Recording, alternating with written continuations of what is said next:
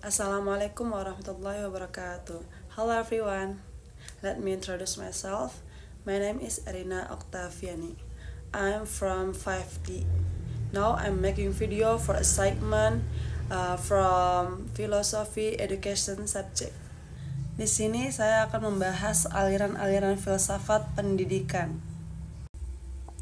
Filsafat pendidikan adalah filsafat yang mempelajari dan menganalisis prinsip-prinsip dasar dalam pendidikan, seperti tujuan, metode, dan hasil pendidikan. Dalam sejarahnya, ada beberapa aliran filsafat pendidikan yang mempengaruhi cara pandang dan praktek pendidikan. Nah, berikut ini saya akan menjelaskan beberapa aliran filsafat utama pendidikan. Pertama, ada esensialisme. Apa sih esensialisme itu? Esensialisme adalah aliran filsafat yang berpendapat bahwa pendidikan harus fokus pada pengetahuan dasar dan keterampilan inti yang esensi bagi kehidupan. Tujuannya apa sih? Nah, tujuan utamanya adalah memberikan bekal bagi siswa berupa fakta-fakta, prinsip-prinsip, dan nilai-nilai budaya yang dianggap penting dan abadi. Nah, tadi itu adalah pengertian dari esensialisme. Selanjutnya saya akan membahas fokusnya esensialisme.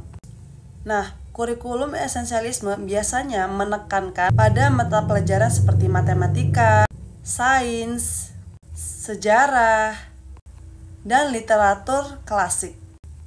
Nah, terus peran gurunya apa sih? Guru berperan sebagai otoritas utama yang menyampaikan pengetahuan kepada siswa secara sistematis. Yang kedua, ada perennialisme.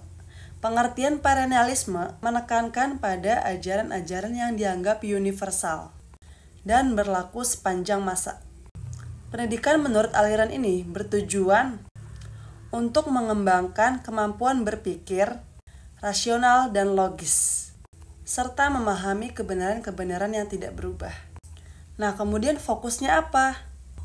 Pendidikan harus berpusat pada studi karya-karya klasik dan teks besar dari filsafat, sastra, dan sejarah. Nah, kemudian peran gurunya apa sih? Guru berperan sebagai pemandu yang membantu siswa untuk menemukan kebenaran abadi. Tokoh utamanya siapa sih? Nah, tokoh utamanya adalah Robert Hutchins dan Mortimer Adler. Yang ketiga, ada progresivisme. Nah, progresivisme adalah aliran yang berfokus pada pendidikan yang berpusat pada siswa. Menurut progresivisme, pendidikan harus relevan dengan kehidupan siswa dan melibatkan mereka dalam pengalaman belajar yang aktif dan praktis. Fokusnya adalah pembelajaran berbasis proyek, diskusi kelompok, dan pemecahan masalah dalam konteks dunia nyata. Nah, peran gurunya apa? Peran guru adalah bertindak sebagai fasilitator atau pemandu yang mendukung siswa untuk belajar melalui eksplorasi dan pengalaman langsung. Tokoh utamanya siapa? Tokoh utamanya adalah John Dewey. Yang keempat, ada rekonstruksionisme. Nah, rekonstruksionisme ini percaya bahwa pendidikan harus menjadi alat bagi perubahan sosial. Pendidikan tidak hanya bertujuan untuk mentransfer pengetahuan, tetapi juga untuk mengubah masyarakat untuk menjadi lebih baik. Nah, pendidikan ini harus berfokus pada masalah sosial dan mendorong siswa untuk terlibat dalam reformasi sosial dan pembangunan masyarakat yang lebih adil. Nah, di sini guru berperan sebagai agen perubahan yang membantu siswa memahami isu-isu sosial dan mencari solusi untuk masalah global. Nah, tokoh utamanya adalah George Const dan Theodor Bremelt. Yang kelima, ada eksistensialisme. Nah, pengertiannya adalah eksistensialisme dalam pendidikan menekankan kebebasan individu dan tanggung jawab pribadi. Pendidikan seharusnya membantu siswa untuk menemukan makna dan tujuan hidup mereka sendiri.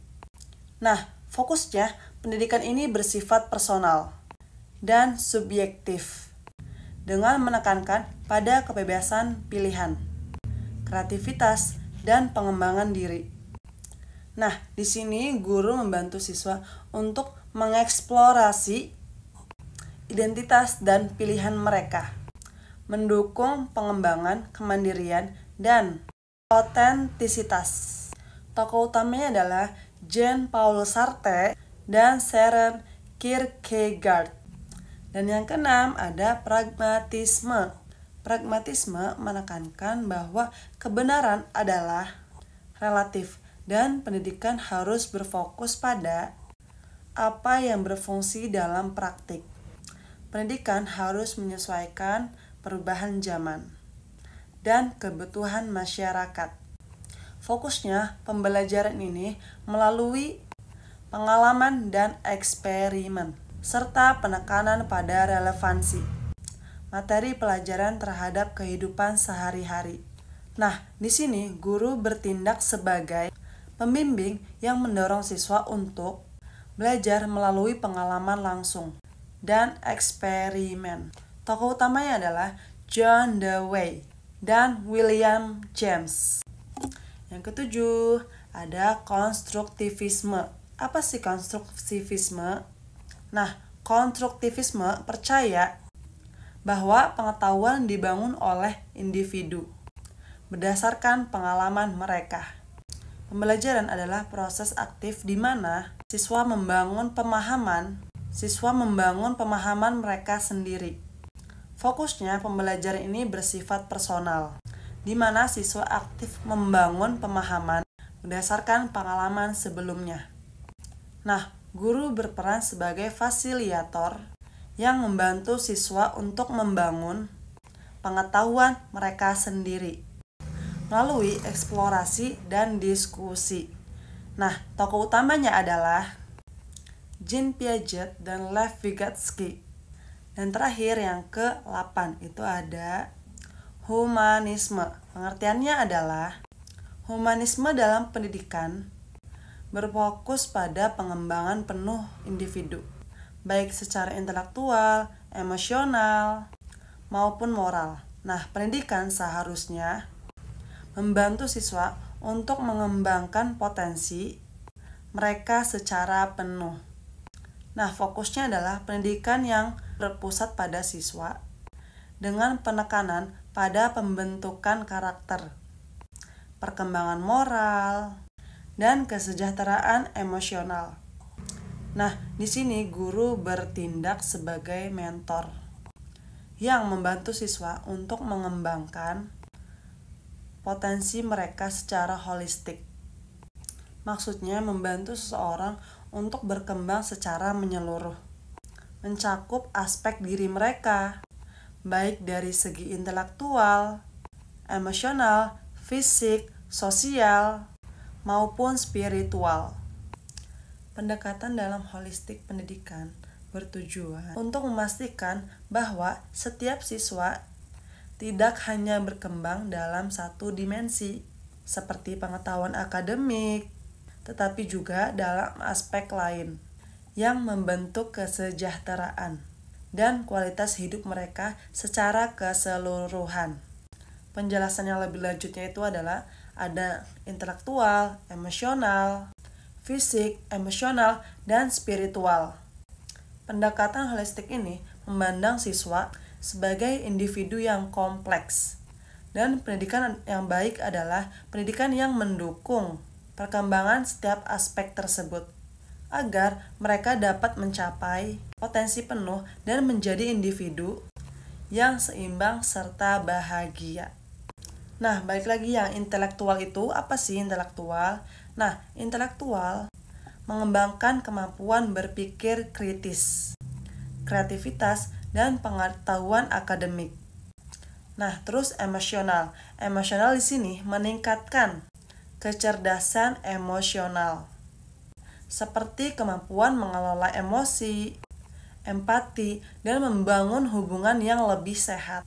Nah, fisik di sini memastikan siswa memiliki kesehatan fisik yang baik melalui aktivitas fisik dan kesadaran akan pentingnya kesehatan. Terus sosial di sini mendorong keterampilan komunikasi, kolaborasi, dan kemampuan berinteraksi dengan orang lain dalam masyarakat. Dan yang terakhir adalah spiritual, membantu siswa untuk menemukan makna dan tujuan dalam hidup, serta mengembangkan nilai-nilai moral dan etika. Dan tokoh utama dari humanisme adalah Carl Rogers dan Abraham Maslow. Nah, berikut adalah penjelasan dari 8 aliran-aliran filsafat. Di sini saya akan menyimpulkan, dan kesimpulannya adalah setiap aliran filsafat pendidikan memberikan perspektif yang berbeda tentang tujuan, metode, dan peran pendidikan dalam kehidupan manusia. Sementara esensialisme dan perennialisme cenderung fokus pada pengetahuan dasar dan kebenaran universal. Progresivisme, rekonstruksionisme, dan konstruktivisme lebih berfokus pada pengembangan siswa sebagai individu dan agen perubahan sosial. Eksistensialisme dan humanisme menekankan pentingnya kebebasan individu dan perkembangan pribadi dalam pendidikan. Nah, selain aliran-aliran yang telah disebutkan tadi, berikut beberapa aliran filsafat pendidikan yang lain yang juga berpengaruh. Ada idealisme, realisme, positivisme, marxisme, pendidikan vertikal, pragmatisme, feminisme, dan realisme sosial. Nah, pendidikan idealisme bertujuan untuk mengembangkan kemampuan berpikir rasional dan membentuk karakter melalui studi tentang ide-ide yang abadi. Nah, pengetahuan dianggap sebagai sesuatu yang sudah ada di dalam pikiran, dan pendidikan berperan dalam menggali serta menyempurnakan ide-ide tersebut. Guru dianggap sebagai mentor yang membantu siswa untuk mencapai kebenaran dan kebijaksanaan. Nah, kemudian realisme. Realisme ini pendidikan harus sesuai dengan kenyataan dan mengajarkan siswa tentang dunia sebagaimana adanya. Penekanan diberikan pada pengembangan keterampilan observasi, analisis, dan penalaran yang didasarkan oleh fakta-fakta yang objektif. Kemudian ada positivisme. Nah, positivisme ini pendidikan harus didasarkan oleh data empiris dan pengetahuan yang dapat diukur secara objektif. Aliran ini menekankan pentingnya pendekatan ilmiah dan menolak spekulasi metafisik atau nilai-nilai subjektif dalam pendidikan. Guru dianggap sebagai menyampai pengetahuan faktual yang dapat diverifikasi. Kemudian marxisme atau pendidikan kritikal. Pendidikan ini dianggap sebagai alat untuk melawan ketidakadilan sosial dan membebaskan kelas yang tertindas. Marxisme melihat pendidikan sebagai sarana untuk menyadarkan individu tentang struktur sosial yang menindas dan mengajarkan siswa bagaimana melakukan perubahan. Nah, di sini guru berperan sebagai agen perubahan yang membangkitkan kesadaran kritis dalam masyarakat. Nah, kemudian ada pragmatisme. Pendidikan ini harus bersifat praktis dan berorientasi pada tindakan. Pengetahuan hanya dapat berguna jika diterapkan dalam kehidupan nyata. Fokusnya adalah pada pemecahan masalah melalui metode ilmiah dan pengalaman nyata. Guru bertindak sebagai fasilitator yang mendorong siswa untuk bereksperimen dan berpikir mandiri. Nah, kemudian ada feminisme. Pendidikan ini harus memperhatikan kesetaraan gender, dan melibatkan kritik terhadap struktur pendidikan yang patriarkal. Tujuannya untuk menciptakan kesadaran akan ketidakadilan gender dan memperdayakan individu, terutama perempuan, untuk berpartisipasi secara penuh dalam kehidupan sosial dan politik. Guru diharapkan untuk mengajar siswa untuk memahami dan melawan bias gender. Yang terakhir, ada realisme sosial. Pendidikan ini harus membantu siswa untuk memahami struktur sosial dan memahami kekuatan-kekuatan yang menggerakkannya. Aliran ini menekankan pentingnya pendidikan dalam mempersiapkan individu untuk peran sosial mereka dan memahami dinamika kekuasaan di masyarakat. Dan guru membantu siswa untuk mengenali bagaimana masyarakat beroperasi dan bagaimana mereka dapat berkontribusi di dalamnya. Aliran-aliran ini memperluas cakrawala pendidikan dengan berbagai pendekatan, dari yang menekankan aspek realitas fisik dan ilmiah hingga fokus pada perubahan sosial, keadilan, dan kesetaraan. Okay guys, might be enough here explanation about philosophical schools. Thank you for watching. Bye bye. Wassalamualaikum warahmatullahi wabarakatuh.